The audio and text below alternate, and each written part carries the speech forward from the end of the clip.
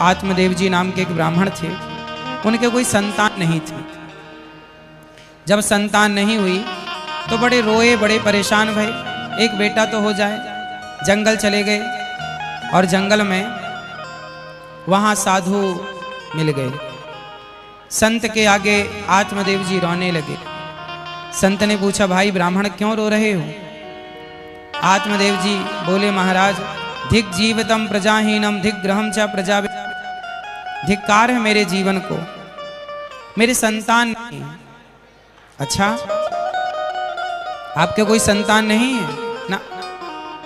संतान नहीं है, फिर आप कृपा करो कि कोई पुत्र हो, संतान हो।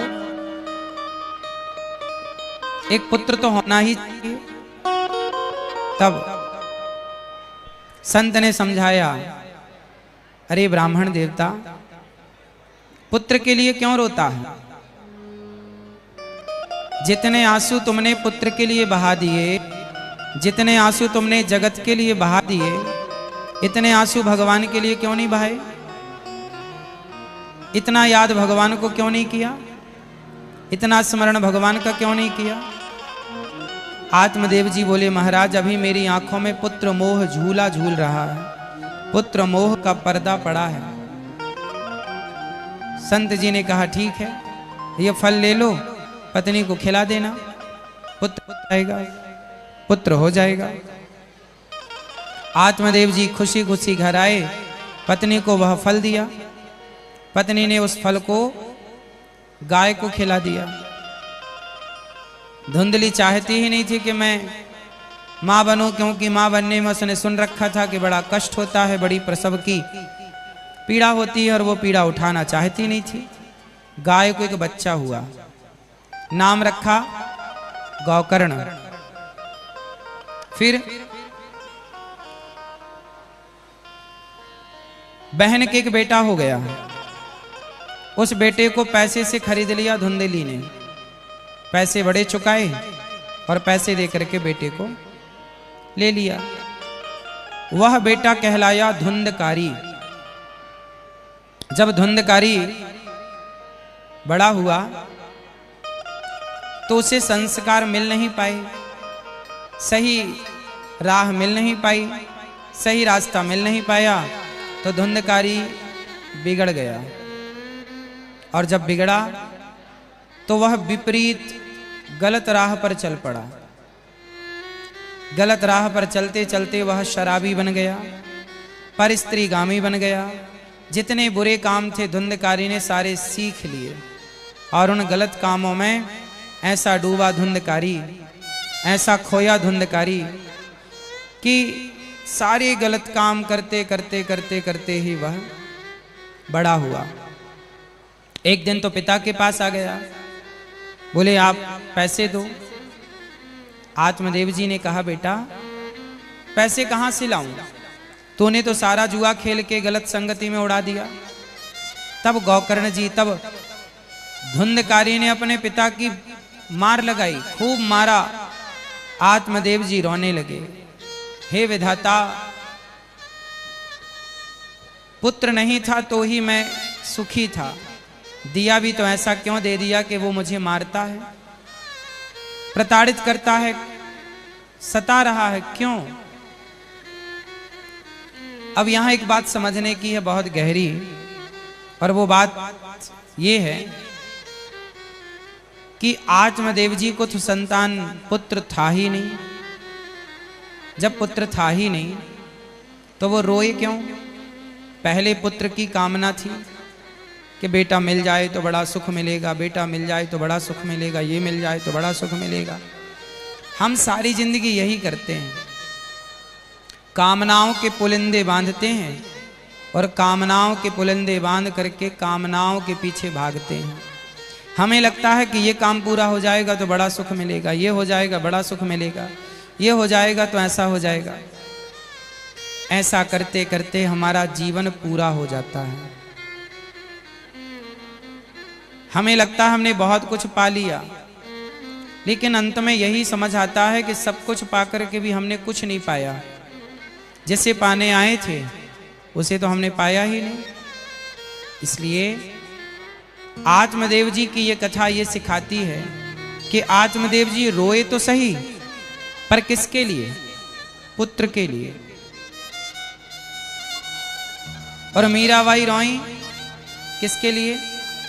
भगवान के लिए। यही अंतर है एक सांसारिक प्राणी में और एक भक्त में। सांसारिक प्राणी रोता है, संसार के लिए रोता है, संसार की कामनाओं के लिए रोता है। और कामनाओं ने भी गजब कमाल किया है, कामनाओं ने भी गजब किया। इन्हीं कामनाओं का नाम है माया। मम माया दुरत्यया। ये कामनाएं क्या है? अच्छा एक बात बताओ, आप जितने लोग बैठे हैं, क्या आपकी कोई कामना पूरी हुई आज तक? उत्तर दो। कामनाएं पूरी हुई? नहीं, कामनाएं पूरी हुई नहीं और कभी हो भी नहीं सकती।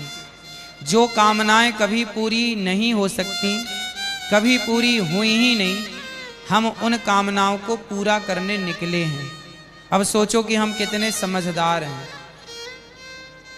हम इतने समझदार हैं कि हम अपनी उन कामनाओं को पूरा करने निकले हैं जिन कामनाओं को कभी पूरा होना ही नहीं है, जिन कामनाओं को रावण पूरा ना कर सका,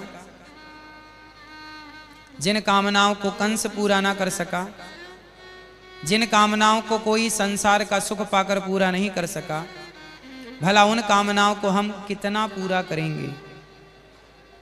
इसलिए ये संसार के लोग जो संसार की आपाधापी में परेशान हैं, उलझे हैं, परेशान हो रहे हैं, सिर्फ इसलिए परेशान हो रहे हैं कि कामनाएं हैं।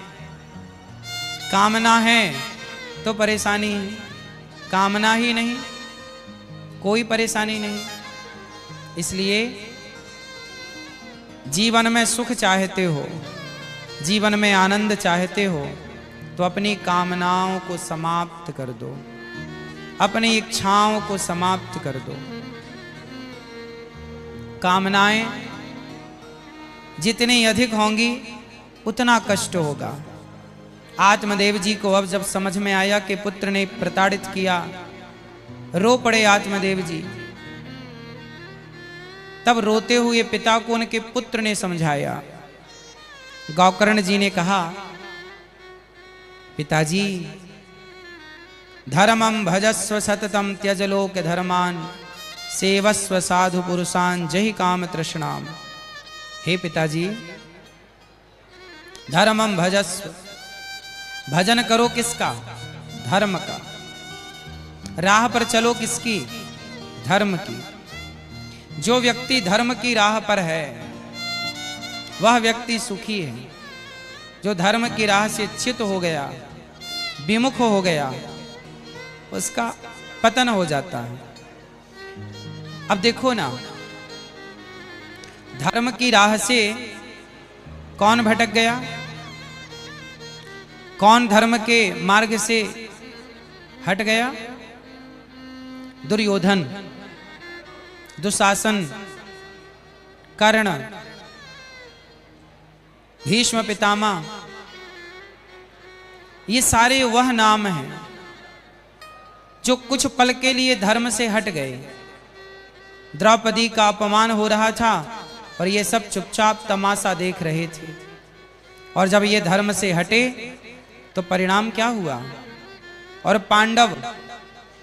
पांडवों को वनवास हुआ, उनकी पत्नी का अपमान हुआ। 12 साल का वनवास, 1 वर्ष का अज्ञातवास मिला। इतना कष्ट होने पर भी पांडव अपने धर्म से हटे नहीं। पांडव अपने धर्म के प्रति ईमानदार रहे, धर्म को छोड़ा ही नहीं। धर्म के कसौटी पर खरे उतरते गए पांडव। हर परीक्षा में पास होते चले गए पांडव। और जब धर्म का अंत तक साथ दिया पांडवों ने, तो उन पांडवों का साथ भगवान श्री कृष्ण ने दे दिया। 5 होकर के भी 100 पर भारी पड़ गए, क्योंकि धर्म के राह पर जब आप होते हैं तो आपकी संख्या भले कम हो, आपकी ताकत भले कम हो, पर जब आप धर्म के साथ रहते हैं तो जीत आपकी ही होती है, क्योंकि आप धर्म के साथ हैं। इसलिए धर्मो रक्षति रक्षिता। ये कहानियां, ये बातें, ये घटी घटनाएं, ये इतिहास, ये शास्त्र हमें यही सिखा रहे हैं कि हम कभी भी धर्म को ना छोड़ें। धर्मम भजस्व सततम त्यज लोक धर्मान। लौकिक धर्मों का त्याग कर दो। ये लौकिक धर्म क्या है? सांसारिक प्रशंसा। कई बार हम लोग इतनी इच्छाओं में डूब जाते हैं कि हम इस कामना को लेकर बैठ जाते हैं कि हमारा भी सम्मान हो, हमारी भी इज्जत हो। सबसे बड़ा दोष क्या है जानते हैं? जब व्यक्ति के अंदर मान सम्मान पाने की कामना आती है ना, तो मान सम्मान की कामना तो आती है, मान सम्मान जितना मिले मिले, लेकिन वो मान सम्मान आपको पतित जरूर करता है, आपका पथ भ्रष्ट कर देता है। इसलिए जीवन में कभी मान सम्मान की कामनाएं मत रखिएगा। जो व्यक्ति मान सम्मान से ऊपर उठ जाता है वह व्यक्ति ईश्वर के अधिकार को पा लेता है, ईश्वर का अधिकारी हो जाता है। और जो मान सम्मान में उलझा रहता है वो तब भी भटक रहा था, आज भी भटक रहा है, आगे भी भटकेगा। क्यों? क्योंकि मान सम्मान की कामनाएं किसे नहीं दौड़ाती। इसलिए जो भक्त होते हैं वो हो जाते हैं निष्काम। इसलिए कौन से भक्तों की बात कही जाती है? कैसे बनो? निष्काम, निष्कलंक। धर्मम भजस्व सततम त्यज लोक धर्मान सेवस्व साधु पुरुषान जहि काम तृष्णाम। कामनाओं का त्याग कर दो और सेवा कथा रस महो नितराम पिबत्वम। दो रस हैं जीवन में पीने योग्य। कौन कौन से रस पीने योग्य हैं? जैसे शराबी शराब का रस पी रहा है, शराबी को शराब में रस मिल रहा है, गंजेड़ी को गांजे में रस मिल रहा है, कामी को स्त्री में रस मिल रहा है। लेकिन दो रस ऐसे हैं जिन्हें पीने की आज्ञा भगवान स्वयं देते हैं। सेवा का रस। शराबी को शराब पीने में जितना सुख मिलता है, शराबी को शराब पीने में जितना मजा आता है ना, उससे कई गुना मजा दीन दुखियों की सेवा करने में आता है। पर विडंबना तो ये है कि शराब का स्वाद तो बहुत लोगों ने लिया है, पर सेवा का स्वाद लेने से वंचित रह गए। सेवा का स्वाद लिया ही नहीं, मौका मिला नहीं। ऐसा नहीं, मौका तो सबको मिला, सबको मौका मिलता है कि आप सेवा करिए,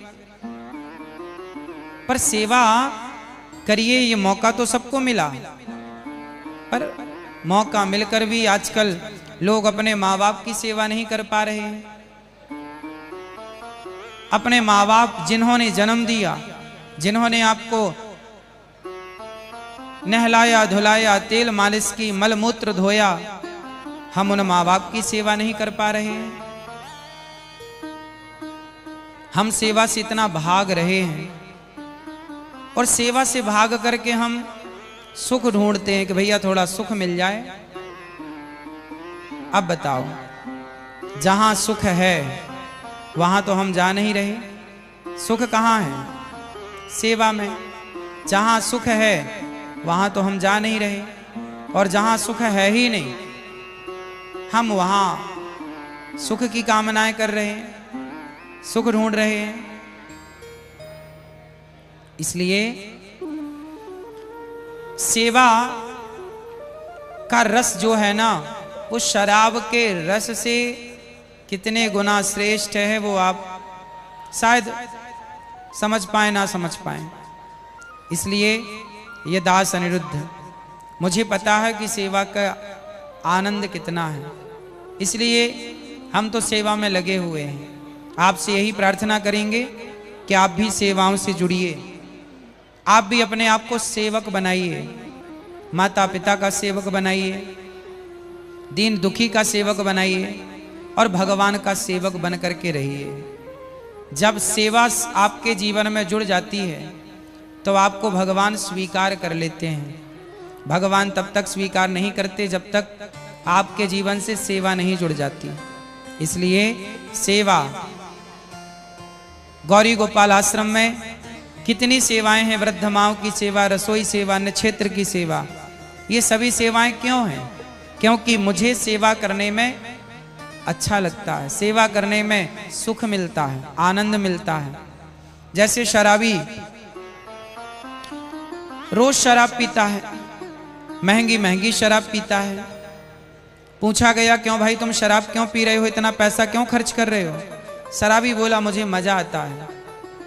यदि शराबी का मजा शराब में है तो हमारा भी मजा सेवा में है। सबका अपना अपना मजा है, सबका अपना अपना सुख है, सबका अपना अपना स्वाद है। यही आदत जीवन में बननी चाहिए। यदि हमारी आदतों में यह आदत जुड़ जाए कि हम भी सेवा में सुख ढूंढने लग जाएं। अभी हम सुख कहाँ ढूंढते हैं? संसार में, संसार की चीजों में अभी हम सुख ढूंढने लग गए। हमें लगता है कि पैसा मिल जाएगा तो बड़ा सुख मिल जाएगा, पत्नी मिल जाएगी तो बड़ा सुख मिल जाएगा। ये चीजें सुख देती तो हैं, पैसा, पत्नी, परिवार, ये सुख देता तो है, पर क्षणिक सुख देता है, रत्ती भर, जरा सा, थोड़ा सा सुख चाहिए तो पैसे में और पत्नी में खुश रहो, जरा सा सुख मिल जाएगा। लेकिन सुख की धारा में जुड़ना है, सुख की गंगा में डुबकी लगाना है, तब फिर आपको भगवान की ओर बढ़ना होगा। फिर आपको सुख कौन देगा? भगवान सुख देंगे। कौन सुख देगा?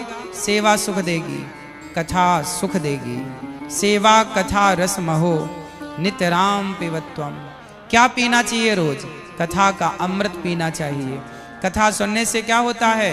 मन शांत हो जाता है, मन आह्लादित हो जाता है, मन प्रसन्न हो जाता है। कथा सुनने से ही मनुष्य भगवान के निकट पहुंच जाता है। सोचिए, कथा में इतनी ताकत है कि कथा हमें भगवान के करीब ले जाकर खड़ा कर देती है। कथा में इतनी शक्ति है कि कथा हमें भगवान के पास पहुंचा देती है। और जो भगवान के पास पहुंचाए, उस कथा को तो हमें, जैसे पानी रोज पीते हैं, भोजन रोज करते हैं, पानी और भोजन की हमें रोज जरूरत है। ऐसा नहीं कि कल पानी पी ली, आज मिले ना मिले कोई बात नहीं, कल भोजन कर ली, आज भले ना मिले। कल भी मिला था भोजन, कल भी मिला था पानी, आज भी मिलना चाहिए भोजन, आज भी मिलना चाहिए पानी। जैसे पानी और भोजन ये हमारी रोज की जरूरत है, भोजन पानी हमारी रोज की आवश्यकता है, उसी तरह कथा भी हमारी नित्य की आवश्यकता है। पर विडंबना ये है कि पानी भोजन को तो हमने अपनी जरूरत मान लिया, पर कथा को हमने अपनी जरूरत बनाया ही नहीं, कथा को हमने जरूरी समझा ही नहीं। जब कथा को हमने जरूरी ही नहीं समझा तो फिर जीवन में बदलाव हुआ नहीं। संसार सताता रहा, संसार कष्ट देता रहा, संसार परेशान करता रहा, हम परेशान होते रहे। संसार में लोग आते हैं और सब परेशान हो जाते हैं। क्यों परेशान हो जाते हैं? क्योंकि वो सेवा और कथा से जुड़ ही नहीं पाते। जब आप अपने आप को कथा से जोड़ देंगे, जब आप अपने आप को सेवा से जोड़ देंगे, तो आपके जीवन में अपने आप प्रसन्नता होगी, अपने आप जीवन में आनंद होगा। अब आप अपने आप को जोड़ ही नहीं पाते भगवान की कथा से। कथा से जोड़ना कैसे? जैसे शराबी अपने आप को शराब से जोड़ देता है, जैसे शराबी शराब के बिना रह नहीं सकता। जब शराबी का समर्पण शराब के प्रति है, तो क्यों ना हम भक्त होकर अपना समर्पण भगवान के प्रति उसी तरह रखें कि कथा के बिना हम जी ही ना पाएं, कथा के बिना हम रह ही ना पाएं। क्या करें? यही नशा चाहिए।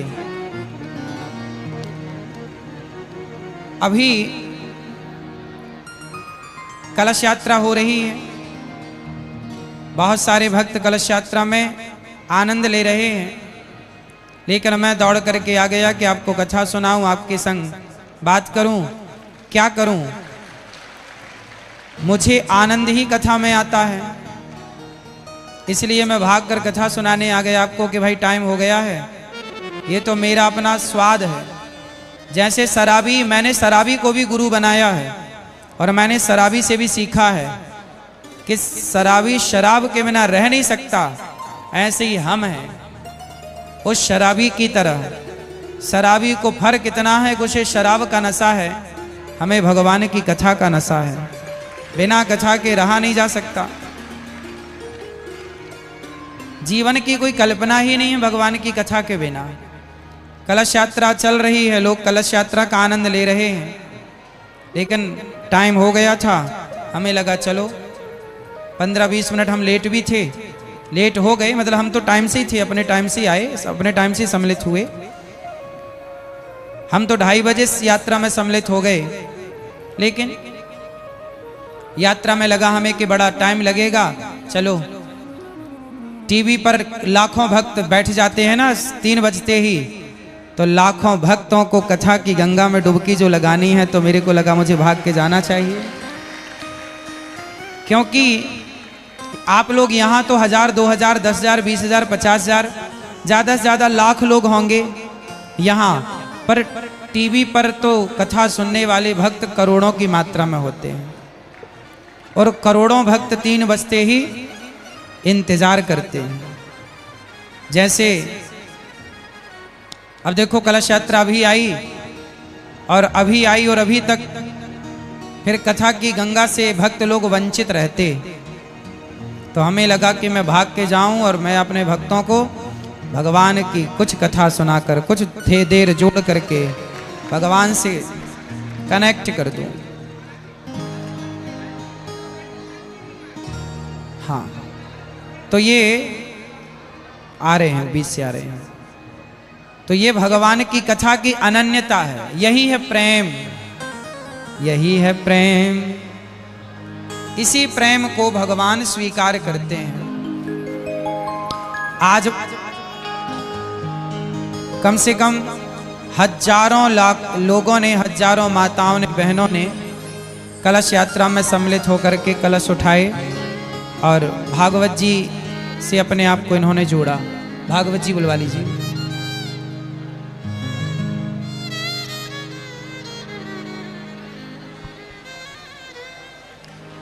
तो इस तरह भगवान की कथाएं प्राणी मात्र को आह्लादित करती हैं, प्राणी मात्र को आनंदित करती हैं।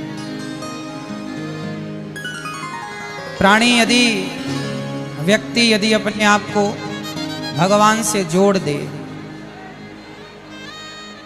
समर्पण भाव ले आए, तो क्या बात है। पर क्या बताएं, व्यक्ति अपने आप को भगवान में इस तरह समर्पित कर ही नहीं पाता जिस तरह के समर्पण की आवश्यकता है। हम औपचारिकताएं पूरी करते रहते हैं, सारी जिंदगी औपचारिकताएं पूरी करने में लग जाती हैं।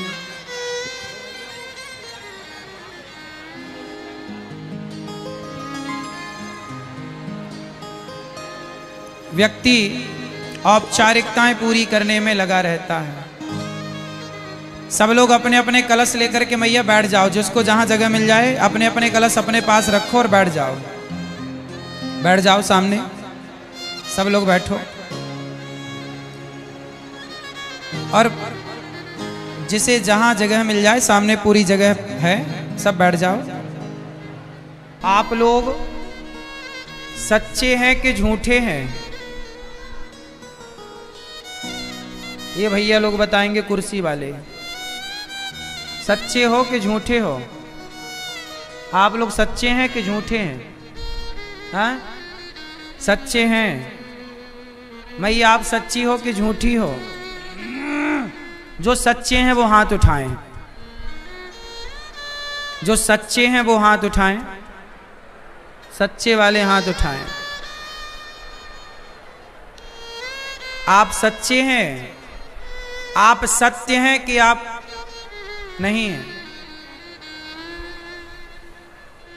देखो, आप लोगों ने शोर किया अभी जब हमने पूछा आप सच्चे हो, तो एक शोर सा हुआ। क्यों हुआ? शोर कहां है? सत्य के साथ है कि झूठ के साथ है? आपके शोर ने सिद्ध कर दिया। सच्चे कौन है और झूठे कौन है वो सुनो। हम सच्चे नहीं हैं, हम सच्चे नहीं हैं, हम झूठे हैं। लेकिन आप लोगों ने क्या बोला कि हम सच्चे हैं। सच्चे कौन है? भगवान।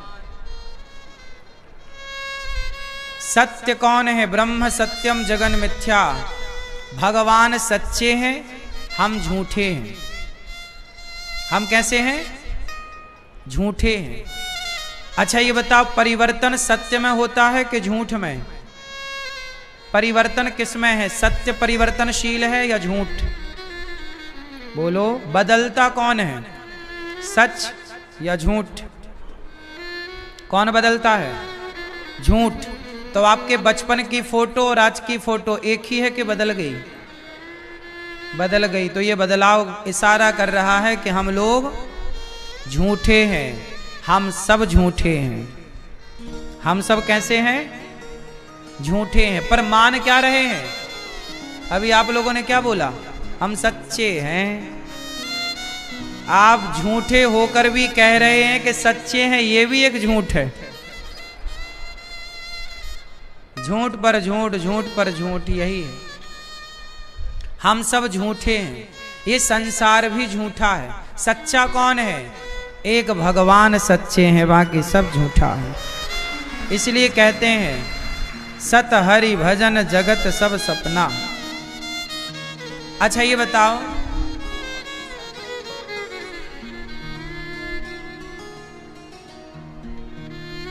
आप लोग सत्य ईश्वर है, इसलिए कभी अपने को सच्चा सत्य बोलिए, सत्य के राह पर चलिए, पर इस शरीर को, इस जगत को, इन रिश्तों को सत्य ना समझिए। एक जरा अपना हाथ उठा लो, एक सब लोग उठा लो भैया, हाथ उठा लो, सरकार है तो। एक, दोनों नहीं, एक उठाओ। ये बताओ, ये हाथ किसका है? बोलो, ये हाथ किसका है? आपका है? इन्होंने बोला कि ये हाथ मेरा है। मैया, ये हाथ किसका है? हैं? शादी हो गई आप लोगों की? पत्नी किसकी है? हाँ? बच्चे किसके हैं? देखो, कंफ्यूज हो गए ना आप लोग? आओ आपकी ये कंफ्यूजन मिटाते हैं, आपको क्लियर करता हूं सब चीजें। आप लोग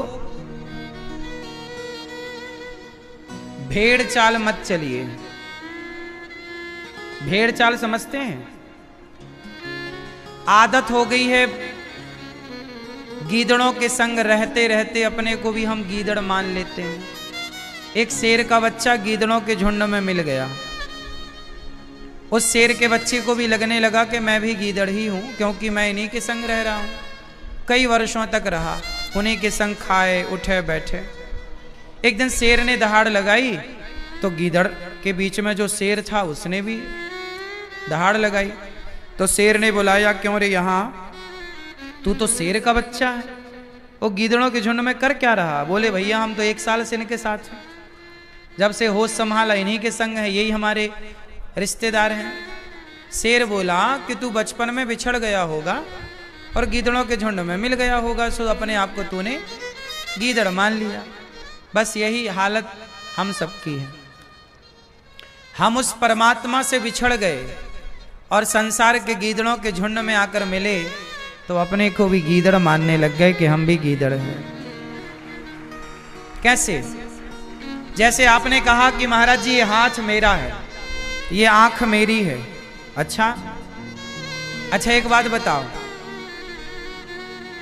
यदि ये हाथ आपका है, ये शरीर आपका है, तो ये बताओ कि आप में से कोई चाहता है कि आप बूढ़े हो जाएं? बोलो, आप में से कोई चाहता है कि आप बूढ़े हो जाएं? लेकिन आप बूढ़े हो रहे हैं कि नहीं? इसका मतलब ये शरीर आपके हिसाब से चल रहा है कि भगवान के हिसाब से? आप लड़कपन से जवानी में गए तो अपने हिसाब से नहीं गए, जवानी से बुढ़ापे में जा रहे हैं तो अपने हिसाब से नहीं जा रहे हैं। आपका ये शरीर प्रकृति के हिसाब से चल रहा है, समय के साथ चल रहा है। समय के साथ आप बूढ़े हो रहे हैं, समय के साथ आप कमजोर भी हो रहे हैं। आपके हाथों में जवानी में जो बल था, अब वो बल बुढ़ापे में नहीं है। इसका मतलब ये हाथ कमजोर पड़ गया। तो बताओ, आपने तो कहा कि ये हाथ मेरा है, तो आपका हाथ है, तो साहब कमजोर क्यों पड़ गया? आपने इसे कमजोर क्यों पड़ने दिया? ये आंख आपकी थी तो आंखों में दिखना कम क्यों हो गया? पांव आपके थे तो घुटनों में दर्द क्यों हो गया? इससे ये सिद्ध हो जाता है कि ये शरीर जो है ये हमारा नहीं है, ये शरीर भी ईश्वर का है। लेकिन हम ईश्वर के शरीर को अपना मान लेते हैं कि ये हमारा है। बोलो हाँ। और सारी जिंदगी इसी अज्ञान में जीते हैं कि ये हमारा है, ये हमारा, और यही हमारा हमारा करते मर जाते हैं। जरा सोचो, ये शरीर हमारा है क्या? सवाल है आपसे, शरीर हमारा है क्या? बोलो। जब शरीर हमारा नहीं है तो शरीर से संबंध रखने वाले लोग हमारे कैसे हो सकते हैं? ये तो बताओ। लेकिन अज्ञान है, इसको बंद कर दो, बंद कर दो। लेकिन अज्ञान है, अज्ञान कहता है ये सब कुछ मेरा है। लेकिन एक बात बताओ, आप कहते हो ये हाथ मेरा है, आप कहते हो ये बच्चे मेरे हैं, आप कहते हो ये परिवार मेरा है, पर मीराबाई से पूछा गया कि मीरा तुम बताओ कि तुम्हारा क्या है? तो मीरा ने नहीं कहा कि हाथ मेरा है, मीरा ने नहीं कहा कि परिवार मेरा है, मीरा ने कहा कि मेरे तो गिरधर गोपाल दूसरो ना कोई। इसको बंद कर दो, इसको बंद कर दो। मेरे तो गिरधर गोपाल, हाँ ठीक, मेरे तो गिरधर गोपाल, जोर से, मेरे तो गिरधर गोपाल, मेरे तो गिरधर गोपाल। कौन है मेरा? मेरे तो मीराबाई गिरधर गोपाल को अपना कहती है और आप लोग इस हाथ को अपना कहते हैं। कितना अंतर है, अंतर है या नहीं? बोलो, अंतर है या नहीं? मैं चाहता हूं कि जिस राह पर मीराबाई चली और जिस कृष्ण को मीराबाई ने पाकर के अपने आप को अमर कर लिया, मैं चाहता हूं कि आप भी उसी राह पर चलें और आप भी अपने आप को भगवान को प्राप्त करके अमर कर लें। लेकिन उस राह पर चलना इतना सरल भी तो नहीं है। जिस राह पर हम आपको चलाना चाहते हैं, अच्छा बताओ, जिस राह पर हम आपको चलाना चाहते हैं, कौन कौन उस राह पर चलने को तैयार है? हाथ उठा के बताओ।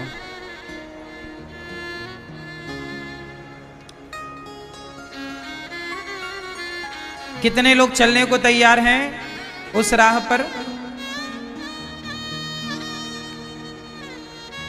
मीराबाई का जो रास्ता है ना, भगवान तक पहुंचाएगा। चलिए, इन 7 दिनों में कुछ कुछ उस रास्ते को तय करते हैं, उस रास्ते की यात्रा करते हैं, उस रास्ते पर चलते हैं। सूत जी महाराज का आगमन हुआ। शौनक आदि ऋषियों ने कहा कि महाराज हमें कथा सुनाइए, एक पल बिगाड़िए मत, एक पल नष्ट ना कीजिए, एक पल गवाइए मत, कथा सुनाइए। वाह, कथा की प्यास होनी चाहिए भक्तों। कथा की क्या होनी चाहिए? प्यास। आज सुबह मैं ददरउआ धाम में कथा सुनाया। ठाकुर जी की कृपा से दास अनिरुद्ध को वहां कथा सुनाने का मौका मिला। सुबह वहां कथा होती है 10 से 1 बजे तक और शाम को 3 बजे से यहाँ कथा होती है। मैं तो आप सबका बहुत धन्यवाद करता हूँ कि आप लोगों के कारण मुझे 6 घंटे भगवान की कथा कहने का अवसर मिल रहा है।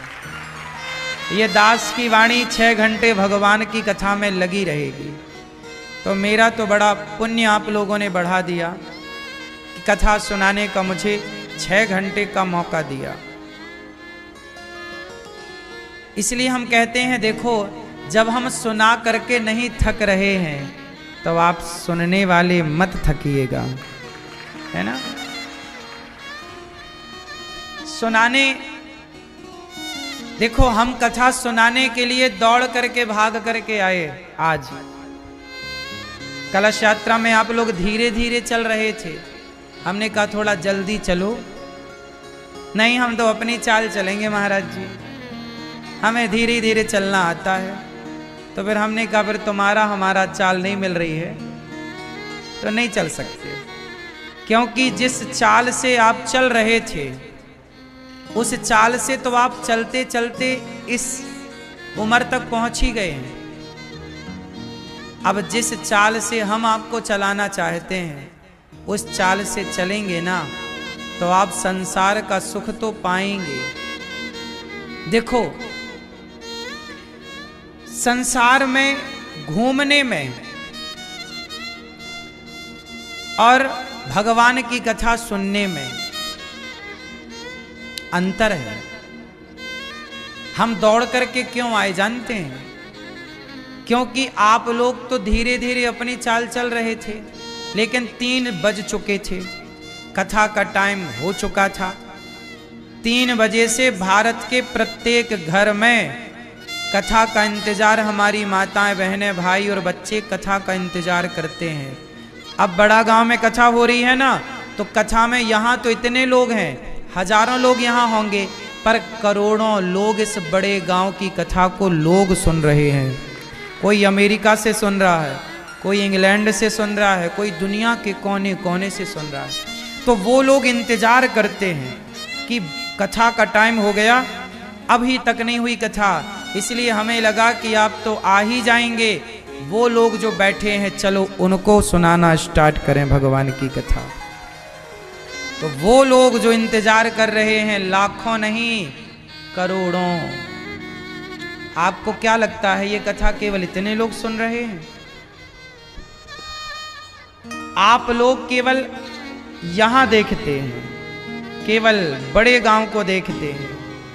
बड़े गांव की ओर अब पूरे भारत की नजर है कि बड़े गांव में कथा हो रही है। बड़ा गांव ग्वालियर में एक जो बड़ा गांव है वहां पे कथा हो रही है, ये पूरे भारत के लोगों को पता लग गया है। अब आप लोग केवल बड़ा गांव के नहीं रहे, अब आप पूरे भारत में देखे जा रहे हैं, पूरे भारत के लोग आपको देख रहे हैं। इसलिए आप लोगों को अपना टाइम मतलब टाइम 3 मतलब 3, ये नहीं कि नहीं हम चलेंगे महाराज जी अपनी चाल, हम तो अपनी चाल चलेंगे। क्यों क्यों चलोगे अपनी चाल? कोई इमरजेंसी होती है तो आप दौड़ नहीं लगाते। इसलिए एक भैया तो हमें डांटने लगे, महाराज जी आप हमारे हिसाब से चलना पड़ेगा आपको। हमने कहा महाराज आपकी जय हो, पांव कहां आपके छू लें। हमें ही डांटने लग गए, बोले आप भाग रहे हो। अब कौन समझाए कि हमारे भागने के पीछे भी कारण था।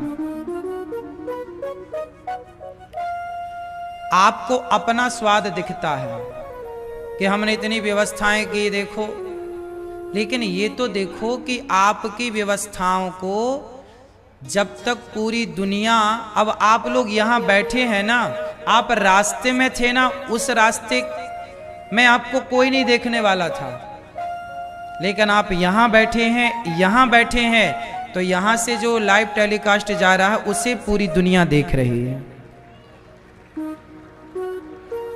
ठीक है, उसे भी बैठने दो। सब कोई कथा सुनना चाहता है, इसलिए कथा, भैया रहने दो उसको भी, छोरा बेचारा कथा सुनने आया है, सुनने दो, बैठने दो उसको।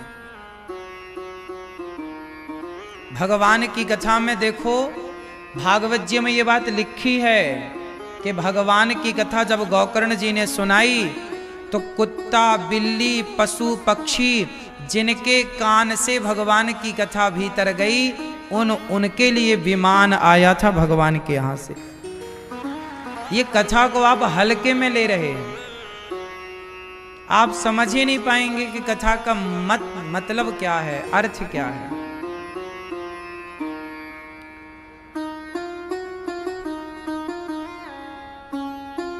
कई बार हम समझने में बड़ी देर लगा देते हैं, बड़ी देर बाद हमें कुछ चीजें समझ में आती। हमें ऐसी कथा सुनाइए कि हमारी भक्ति बढ़े, हमारा ज्ञान बढ़े, हमारा वैराग्य बढ़ जाए। ऐसी कथा सुनाइए। सूत जी ने सवाल किया, सूत जी से शौनक आदि ऋषियों ने सवाल किया कथा। अब मैं आपको वह कथा सुनाता हूं जो देवताओं को दुर्लभ है। एक बार क्या हुआ, राजा परीक्षित जी को 7 दिन में मरने का श्राप लगा। राजा परीक्षित जी को कितने दिन में मरने का श्राप लगा? बोलो, 7 दिन। तो जिसे 7 दिन में मरना हो वो क्या करे? वो कथा सुने। परीक्षित जी को श्राप लगा, तुरंत दौड़े और शुकताल जाकर बैठे। शुकदेव भगवान आए और कथा सुनानी स्टार्ट करी। जिसे 7 दिन में मरना हो वो भगवान की कथा सुने, उसका उद्धार हो जाएगा कथा से। शुकदेव भगवान ने राजा परीक्षित जी को क्या सुनाई? बोलो, क्या सुनाई? क्या सुनाई? कथा। कथा सुनाई। अच्छा, राजा परीक्षित जी को श्राप क्यों लगा था 7 दिन में मरने का? क्योंकि राजा परीक्षित जी ने कलयुग को रहने के 4 कमरे बनवाए और जो 5वां स्थान था कलयुग का, वो राजा परीक्षित के सिर पर जाकर कलयुग बैठा और परीक्षित जी की बुद्धि भ्रष्ट कर दी कलयुग ने। और परीक्षित जी ने एक संत का अपमान कर दिया। क्या कर दिया? संत का अपमान। और जब संत का तिरस्कार हुआ परीक्षित जी के द्वारा, तो इति लंघित मर्यादम तक्षकः सप्तमे हनि, 7वें दिन तक्षक डस लेगा और परीक्षित जी की मृत्यु होगी। ये श्राप। जिसे 7 दिन में मरना हो वो क्या करे? क्या करना चाहिए उसे? तो सुनो, राजा परीक्षित जी ने कलयुग को रहने का स्थान क्या दिया, पहले ये जानते हैं। अच्छा, ये बताओ कि बड़ा गांव में कलयुग रहता है कि नहीं? रहता है। बड़ा गांव में तो आप लोग रहते हैं, कलयुग क्यों रहेगा यहां? सुनो, कलयुग, ये कौन सा युग चल रहा है? जोर से। अभी बड़ा गांव में कौन सा युग चल रहा है? नहीं, कलयुग यहां पर अभी तो नहीं चल रहा है। यहां इस पांडाल में तो कलयुग नहीं चल रहा है। इसके बाहर चल रहा हो उसकी हम गारंटी नहीं ले सकते। पर जहां, अच्छा ये बताओ, जहां एसी चल रही हो और गर्मी कितनी भी ज्यादा हो, कमरे में एसी लगी हो, तो बताओ गर्मी का प्रभाव उस कमरे में होगा जहां एसी चल रही है? बोलो ओ भैया, पंचायत ना करो सरकार। जहां एसी चल रही होगी, क्या वहां गर्मी का प्रभाव होगा? जैसे एसी चल रही हो तो गर्मी का प्रभाव नहीं होता, गर्मी का प्रभाव समाप्त हो जाता है। उसी तरह जहां भगवान की कथा हो रही होती है, वहां कलयुग का प्रभाव खत्म हो जाता है। जहां भगवान का कीर्तन है, जहां भगवान की कथा है, जहां भगवान का नाम है, वहां कलयुग का प्रभाव क्या हो जाता है? शून्य हो जाता है। इसलिए कलयुग यहां नहीं है। इसलिए हम कहते हैं आप अपने घर में रोज कीर्तन करो, रोज भगवान की कथाएं आपस में सत्संग करो। तो जब आप कथाएं नित्य सुनेंगे, सुनाएंगे, नाम जपोगे भगवान का, तो फिर आपके घर में कभी कलयुग प्रवेश कर ही नहीं सकता। कलयुग कब प्रवेश करता है, उसके भी कुछ कारण है और कुछ नियमावली है। कलयुग ऐसे ही नहीं घुस जाता कि जी हम तुम्हारे घर में घुस जाएंगे, नहीं। कलयुग भी कब घुसता है, ध्यान से सुनो। अच्छा ये बताओ, आपके घर में चूहे के घुसने की जगह ही नहीं है, तो क्या चूहा आएगा? थोड़ा भी उसे सुराग मिल जाएगा, रास्ता मिलेगा, तब फिर चूहा वहां से आएगा। रास्ता ही नहीं देंगे आप, इतनी तरीके से आप प्लानिंग करेंगे, दरवाजे ऐसे लगाएंगे ऐसे, तो चूहा आएगा क्यों? उसी तरह कलयुग कब घुसता है, कहां से घुसता है, मैं वो सुराग बता रहा हूं, रास्ते बता रहा हूं। कलयुग कब, कहां, कैसे घुसता है। कलयुग कब घुसता है? द्यूतम, जब आप जुआ खेलते हैं, जुआ के द्वारा कलयुग घुसता है। यदि आप लोग जुआ खेल रहे हैं तो आपके घर में कलयुग घुस जाएगा और वो घर में घुस के सत्यानाश करेगा। जैसे दुर्योधन ने जुआ खेला, तो दुर्योधन ने जुआ खेला, तो बताओ महाभारत की मूल वजह क्या थी? महाभारत की मूल वजह क्या बनी? द्रौपदी का हरण, चीर हरण क्यों हुआ? बोलो, जुआ। मूल कारण क्या था? यदि जुआ ना होता तो क्या द्रौपदी का चीर हरण होता? और जुआ ना होता तो चीर हरण ना होता, और जुआ ना होता, चीर हरण ना होता, तो महाभारत भी कभी ना होता। तो सर्वनाश की वजह क्या बना? बोलो जोर से। कौरवों ने खेला जुआ, सर्वनाश हुआ। पांडवों ने खेला जुआ, तो पांडवों की सत्ता चली गई कि नहीं? इंद्रप्रस्थ के राजा थे, इंद्रप्रस्थ मतलब दिल्ली, दिल्ली के राजा धर्मराज युधिष्ठिर थे, पर जुआ खेला तो जुआ खेलने से सारी राज सत्ता हार गए कि नहीं? कंगाल हो गए कि नहीं? दर दर की ठोकर खाने लग गए कि नहीं? पहनने वाले कपड़े भी दुर्योधन ने उतरवा लिया कि नहीं? सिंपल भाषा में कहें, कपड़े भी उतरवा लिए दुर्योधन ने। जुआ व्यक्ति को नंगा कर देता है। इतिहास से सीख लो, धर्मराज युधिष्ठिर जैसे लोग कंगाल हो गए जुआ खेलकर, तो तुम किस खेत की मूली हो? इसलिए जुआ ना खेलना, वरना सर्वनाश होगा। यदि खेलते हो तो जुआ के द्वारा ही कलयुग प्रवेश करता है। जुआ के द्वारा ही कौरवों का सर्वनाश हुआ और पांडव, चूंकि पांडवों ने जुआ खेलने के बाद भी भक्ति नहीं छोड़ी, धर्म नहीं छोड़ा, तो अंत में भगवान ने साथ दिया। बात सही है? कौरवों ने जुआ भी खेला और धर्म को भी छोड़ दिया, सत्य के राह पर चले नहीं, तो उनका नाश हुआ। आपसे मेरी प्रार्थना है कि जुआ ना खेलना। और आप लोग जुआ आजकल मोबाइल पर भी खेलने लग गए हो।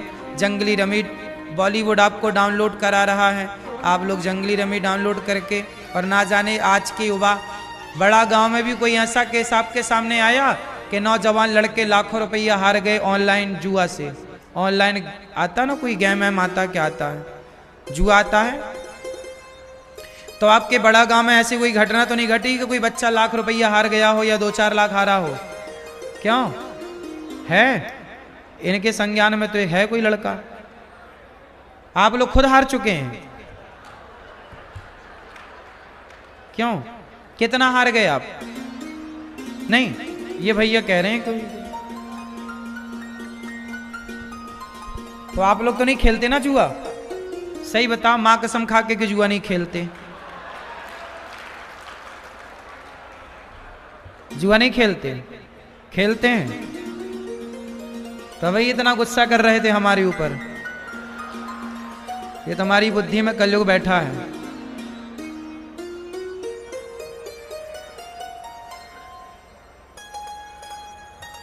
जुआ, जुआ खेलोगे तो सुन लो, कौरवों का सर्वनाश हो गया। ये जुआ ने किसी का घर बनाया हो तो बताओ, बिगाड़ा है। जुआ, आज तक एक नाम बता दो मुझे कि जुआ खेल के कोई आदमी धन्ना सेठ बना हो। बड़ा गांव में कोई एक आदमी ऐसा है जो जुआ खेल के धन्ना सेठ बना हो? ऐसे बहुत मिल जाएंगे कि जो बर्बाद हो गए। ऐसे तो आपको हजारों केस मिल जाएंगे कि जुआ खेल के आदमी कंगाल हो गया। जुआ खेल के कंगाल होने के केस बहुत हैं। क्यों जी, बहुत हैं कि नहीं? बोलो हाँ या ना। इसलिए जुआ ना खेलना। खेला था कौरवों ने, क्या हुआ? अब तुम भी ट्राई कर रहे हो। गलत चीज ट्राई मत करो। द्यूतम पानम, यदि आप जुआ खेलते हैं तो जुआ के रास्ते कलयुग आपके खोपड़ी पे आके बैठेगा और आपकी बुद्धि कर देगा भ्रष्ट। बात समझ में आ रही है? द्यूतम पानम, कलयुग मैया, ओ मैया चप्पल वाली मैया, जा रही हो मेरी मां? कहां चली? जुआ हुआ खेलने? टाटा तो कर लो मेरी मां, टाटा।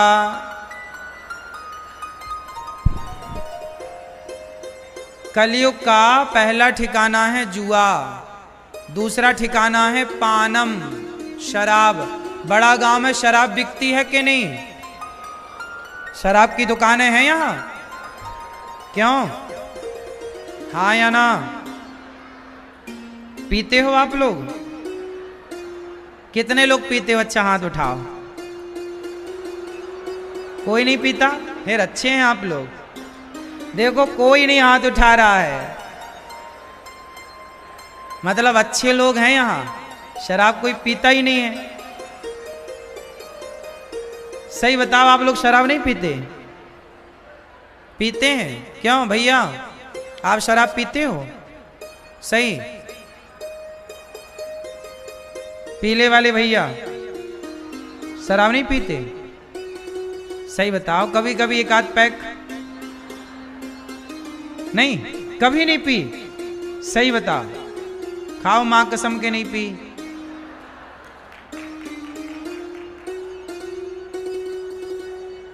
पिए तो बहुत हैं शराब, पर हाथ नहीं उठ रहा है किसी का। सोचो कि शराब पी करके आप हमारे सामने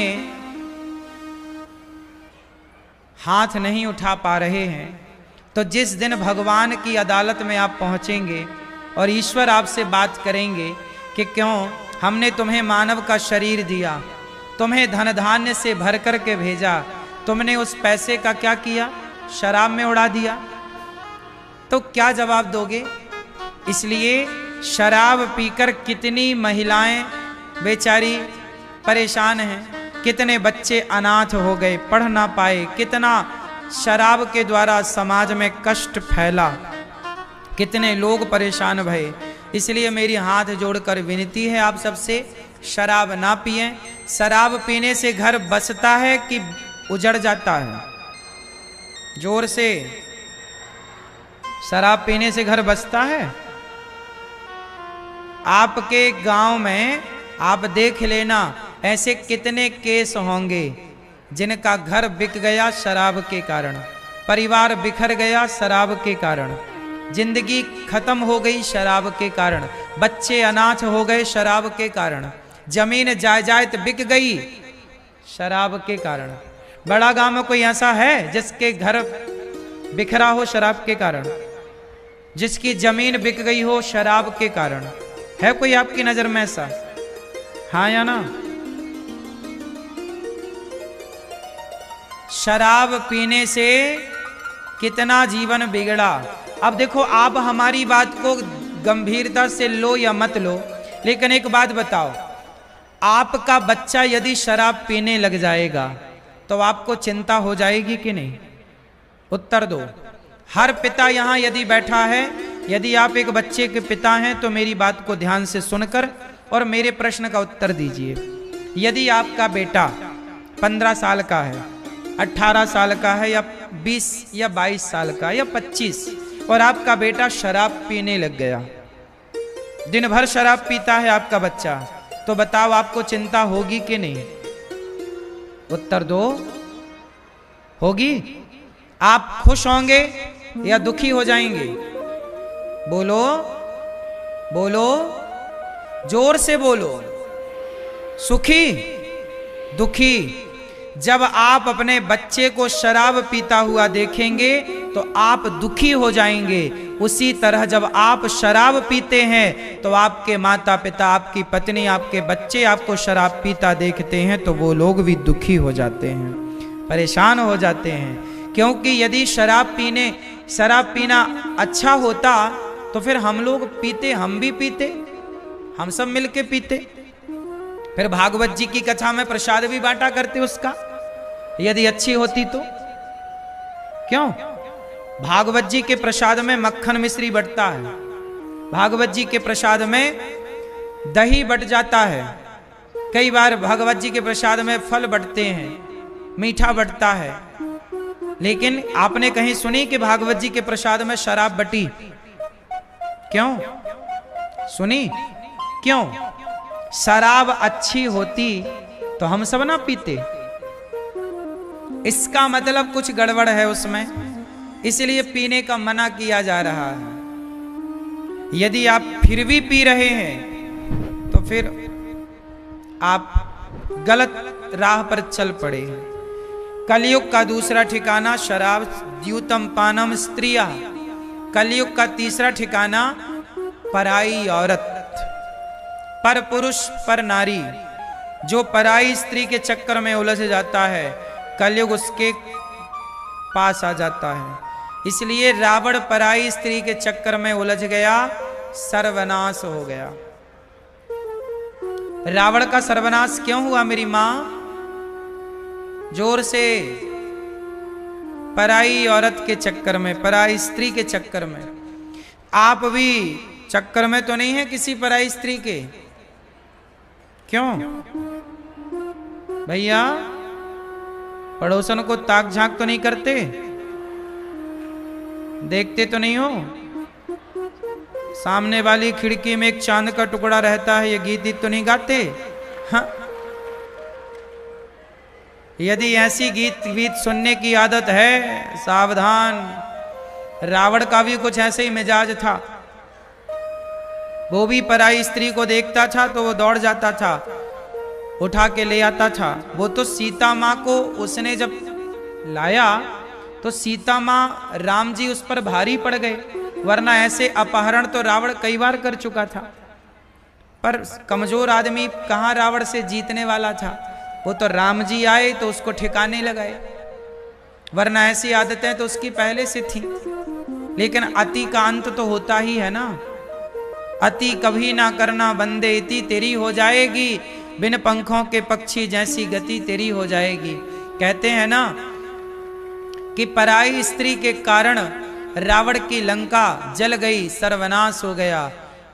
जीवन में आप इतिहास से सीखिए और कभी पराई नारी को, पराई स्त्री को कैसे देखना चाहिए। भैया आप लोग पराई स्त्री को कैसे देखते हैं? जोर से, थोड़ा जोर से बोल लो। प्रेम से देखते हैं हाँ? पराई स्त्री को कैसे देखते हो? हाँ? आपसे उम्र में बड़ी है तो आपकी मां, बराबर की है तो बहन, छोटी है तो बेटी। स्त्री को मां, बहन और बेटी के भाव से देखना ही स्त्री का सबसे बड़ा सम्मान है। नारी का सम्मान करना है तो उसे मां की नजर से, बहन की नजर से और बेटी की नजर से देखिए। यदि आप इन नजरों से देखेंगे तो निश्चित मानिए कि आप यहां भी सुखी रहेंगे और परलोक में भी आपका सम्मान होगा कि आपने नारियों का सम्मान किया है। जो नारियों का अपमान करते हैं वो यहां भी दुख पाते हैं और यमराज उसे और मारते हैं कि तूने नारी पर अत्याचार किया। नारी को कभी अपमानित नहीं करना चाहिए, नारी का सदा सम्मान करना चाहिए।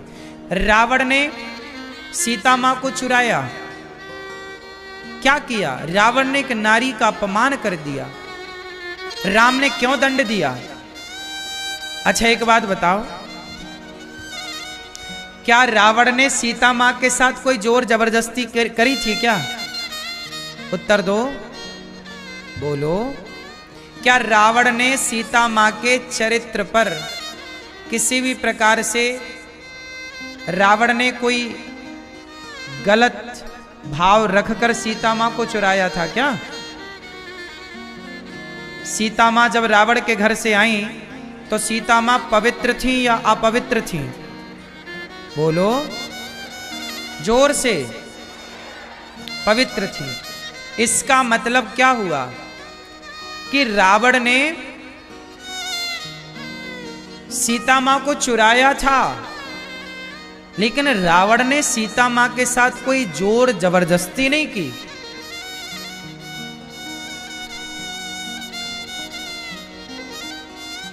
इसलिए आपने देखा होगा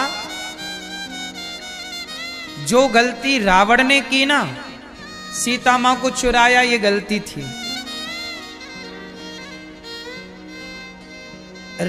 इंद्र का एक बेटा था जयंत, उसने सीता मां के पांव में चोंच मार दी तो राम जी ने ब्रह्मास्त्र छोड़ा। जयंत पिता के पास गया, बचाओ। सबके पास गया, बचाओ। किसी ने बचाया नहीं कि राम के बाण से तुझे कौन बचाए। जयंत ने जरा सा पांव में प्रहार किया था, चोंच मारी कौआ बनकर। जयंत ने जरा पांव में प्रहार किया तो राम ने उसके पीछे ब्रह्मास्त्र लगा दिया और रावण पूरी सीता मां को उठाकर ले गया। राम जी ने एक भी बाण नहीं छोड़ा रावण की तरफ। यदि राम जयंत को त्रैलोक में कोई बचाने वाला ना मिला, जयंत को, यदि जयंत ने गलती की तो जयंत से बड़ी गलती तो रावण ने की ना, पूरी सीता को उठाकर ले गया। लेकिन राम जी फिर भी रावण को समझाना चाहते हैं। हनुमान जी को भेज रहे हैं, जाओ समझाओ। अंगद जी को भेज रहे हैं, जाओ समझाओ। मारना ना पड़े, लड़ना ना पड़े, युद्ध ना करना पड़े, मान जाए। सोचिए कि आपकी पत्नी का अपहरण कर लिया है रावण ने और राम जी कह रहे हैं कि यदि वो मान जाएगा तो मैं क्षमा कर दूंगा। ऐसे राम। अंत में रावण को मारना पड़ा। क्यों मारना पड़ा? क्योंकि रावण ने एक नारी के सम्मान के साथ मनमानी की। भगवान कहते हैं कि तुमने नारी का अपमान कर दिया है, कोई बात नहीं, तुम उस गलती को सुधार लो, स्वीकार करो कि गलती हुई और सुधार कर लो। लेकिन ना तो रावण ने गलती स्वीकार की, ना तो रावण ने गलती को सुधारा। ना स्वीकार किया ना सुधारा। तब राम जी को लगा यदि इसे छोड़ देंगे तो आने वाले युग में और लोग रावण की तरह काम करेंगे, कहेंगे कि रावण को फिर क्या मिला, हमें भी क्या दंड मिलना है। इसलिए गलती रावण ने की तो दंड रावण को मिलना चाहिए, लेकिन दंड किसे मिला? रावण के 1,00,000 बेटे मारे गए। रावण के कितने बेटे मारे गए? जोर से। 1,25,00,000 नाती मारे गए। 1,00,000 पूत 1,25,00,000 नाती, जिसके घर पर दिया ना बाती। रावण के कितने बेटे थे? जोर से।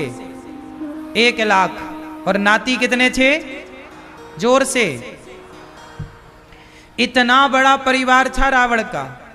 गलती रावण ने की तो दंड रावण को मिलना चाहिए। ये 1,00,000 बेटे क्यों मारे गए? राम जी यहां ये समझाना चाहते हैं कि यदि नारी के सम्मान के साथ समझौता, नारी के सम्मान के साथ खिलवाड़ करोगे तो तुमने गलती की तो उसका दंड तुम्हारे परिवार को भी भोगना पड़ेगा, सर्वनाश होगा। इसलिए कभी नारी का अपमान करने के पहले सोचिएगा किसके दूरगामी परिणाम क्या हो सकते हैं। इतिहास। अच्छा एक बात बताओ,